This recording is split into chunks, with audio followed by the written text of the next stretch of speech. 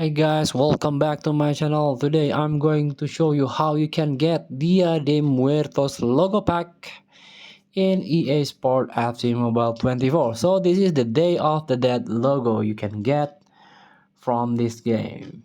So before we start, I made this video is for beginner new into this game, still confusing how you can challenge the event, how you can complete the quest, so you can get ton of reward from this game. Let's get started by tap the store button, tap the live events, and this one, Dia de Muertos user logo pack. So you can get this premium Calavera user logo, and you can do it by collecting this using this Sempa Suchil. I've got 5 here, so you need 25 more.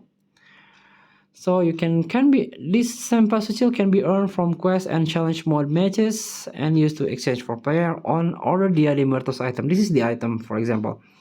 You can get this user logo for your account. This is quite unique. This is part of Halloween in Mexico, Day of the Dead.